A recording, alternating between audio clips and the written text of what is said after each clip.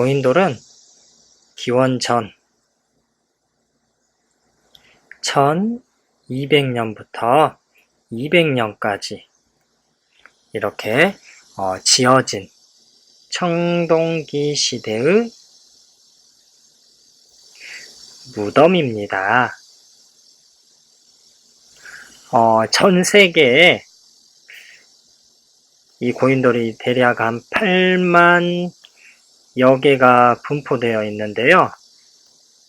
이 중에서 우리나라의 강화, 그리고 고창, 그리고 화순에 대표적으로 이 고인돌이 많이 분포되어 있는데 대략 그 개수가 약 3만여 개. 그러니까 전 세계 고인돌 중에 약 40%가 우리나라에 이렇게 분포되어 있어요. 여기에 플러스 이제 북한까지 합치면 북한이 한 만여 개 이렇게 합치면 전체 고인돌 수의 50%가 우리나라에 이렇게 분포되어 있습니다. 그 중에서도 여기 보면 이 강화 있죠? 강화도에 있는 이제 고인돌 중에서는요, 최대의 그 탁자식 고인돌이 강화에 있고요. 이 탁자식 고인돌은 선생님이 조금 이따 설명해 드릴게요. 그리고 고창에는 이 고인돌이 가장 크게 운집 모여 있대요.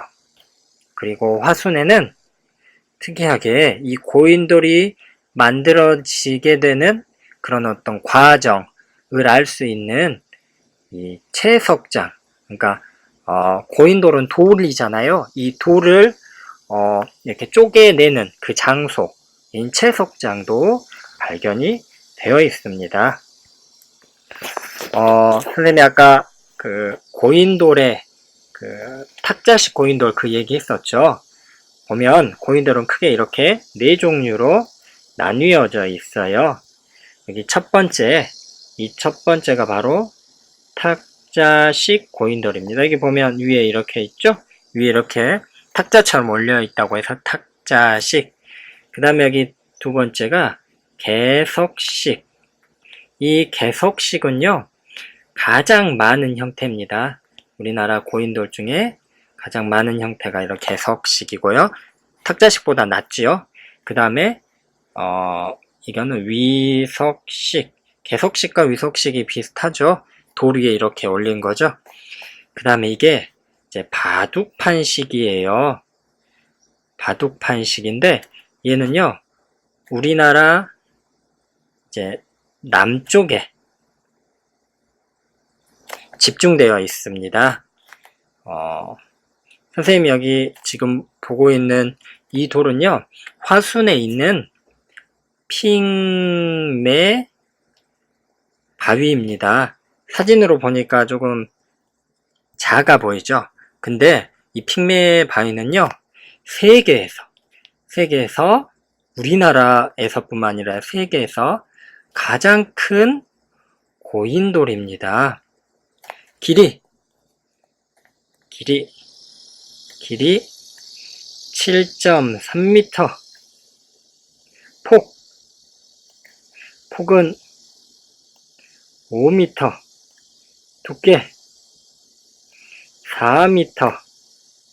무게는 얼마나 될 것 같아요? 이 돌의 무게는 200톤. 어마어마하게 무겁죠. 그래서 세계에서 가장 큰 고인돌입니다. 여기에 있는 우리나라에 있는 이런 고인돌들은요, 유네스코 세계유산에 등재되어 있습니다. 아까 바둑판식이라 그랬죠. 이게 왜 그러냐면요, 쉽게 얘기하면 일단 땅을 파요. 땅을 파서 사람을 이렇게 이제 묻습니다.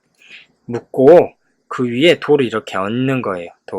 얇은 돌들을 얹어가지고 사람이 이 밑에 들어가 있는 거죠. 이 밑에.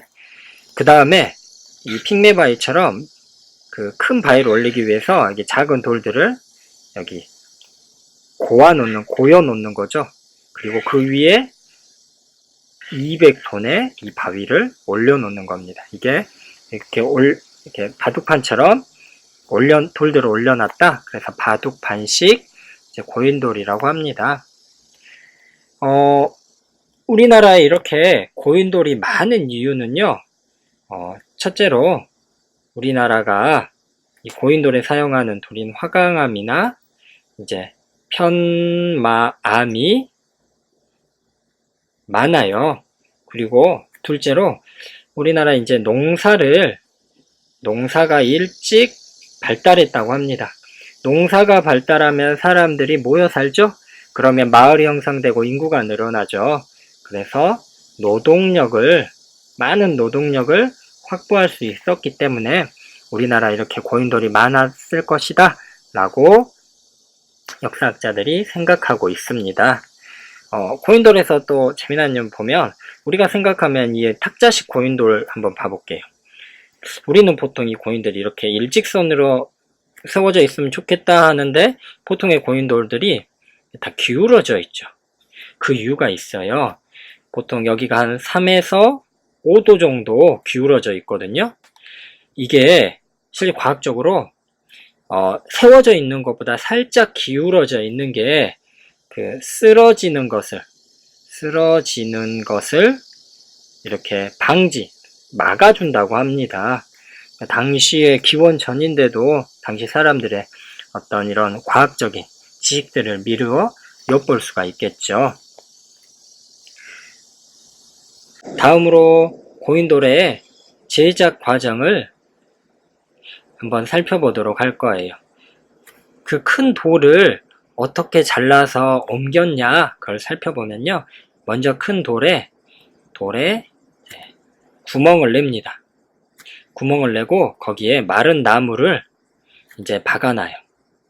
그리고 나서 그 물에 그 나무가 이렇게 박혀 있는 곳에 물을 붓습니다. 그러면 물을 머금은 나무가 이제 팽창하겠죠. 이제 팽창해서 큰 돌을 이제 쪼갭니다. 그리고 사람들은 그 쪼개진 돌을 통나무와 당시 어떤 밧줄을 사용을 해서 이제 옮겼을 것이다 라고 추정을 하는 겁니다. 이 제작 과정을 통해서 당시에 우리 조상들의 이 돌을 이렇게 구멍을 내고 이렇게 쪼개기 위해서는 결을 알아야 돼요. 돌의 결에 나무를 박아야지 돌이 이렇게 쪼개지거든요. 그리고 나무에 물을 붓는다는 걸 통해서 어떤 팽창이라는 거를 알고 있었죠. 그래서 당시의 과학기술이나 지혜를 우리가 미루어 짐작할 수가 있습니다. 이 고인돌을 옮길 땐 사람들이 많이 필요했겠죠. 그래서 지금 한번 얼마나 많은 사람들이 이렇게 동원이 됐을까 이제 살펴보면 약 1톤의 어떤 돌을 옮길 때는 대략 한 10명 정도가 필요하다고 해요. 그러면 대략 297톤, 그 덮개석, 이런 걸 덮개석이라고 하거든요. 대략 297톤에 해당되는 그 돌 덮개석을 옮기려면 대략 한 3,000명이 필요할 거라고 짐작을 해요. 여기 3,000명은 보통 성인 남자를 얘기하겠죠. 한 가족의 구성원 대략 1명 정도. 그러면 당시에 대략 이 고인돌 주변에 한 15,000명 정도 살고 있었을 것이다. 즉 15,000명이 한 마을을 이루었을 것이다 라고 짐작을 합니다. 우리가 이 고인돌은 아까 청동기 시대의 무덤이라 그랬죠. 누구의 무덤이라고 보통 알고 있냐면 지배자의 무덤이라고 많이 알고 있습니다. 왜냐면 이 고인돌 밑에서 이제 비파형 동검이라든지 당시에 또 옥이 발견된 것으로 보아 이거는 흔한 게 아니죠. 그래서 지배자의 무덤이다 라고 생각을 했는데 또 큰 고인돌 말고 작은 고인돌 밑에서 많은 뼈들을 발견을 했거든요. 그 뼈들은 아이 또한 여자, 노인들의 뼈들이었어요. 이를 통해서 고인돌은 지배자의 무덤일 뿐만 아니라 어떤 보통 사람들이 죽었을 때의 무덤으로도 활용이 되었다. 즉, 그 마을의 어떤 공동체, 마을 공동체의 무덤이었을 것이다 라고도 이야기하고 있습니다. 지금까지 선생님과 함께 선사시대 그런 비밀을 알려주는 고인돌에 대해서 살펴보았습니다.